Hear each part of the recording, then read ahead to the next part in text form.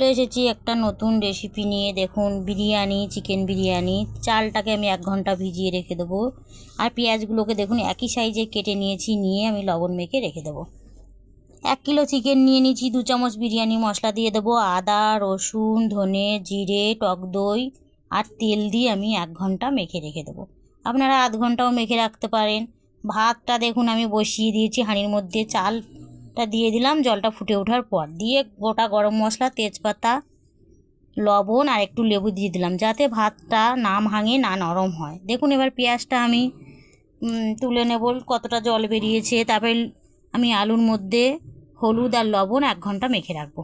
তারপরে আমি পেঁয়াজটা ভেজে নেব গেরেস্তার জন্য। আর একটু চিকেনে দেব লাল লাল করে।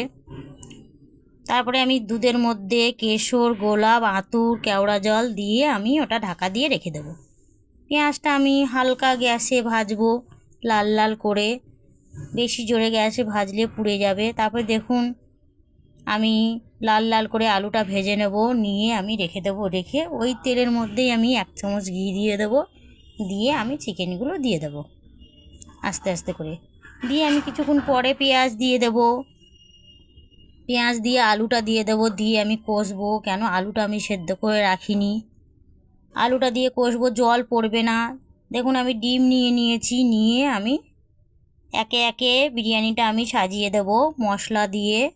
বিরিয়ানির মধ্যে চিকেন, ডিম, আলু সব দিয়ে আমি একটু বিরিয়ানি মশলা দিয়ে দেবো। দিয়ে একে একে করে লেয়ারটা করে দেব। কিছুক্ষণ পরে দেখুন আমি ওই গোলাপ জলটা যে দুধের মধ্যে দিয়ে রেখেছিলাম সব কিছু, সেটা আমি ওপর থেকে দিয়ে দেব। দিয়ে হাঁড়িটা আমি ফয়েল দিয়ে বন্ধ করে আধ ঘন্টা কম গ্যাসে রেখে দেবো।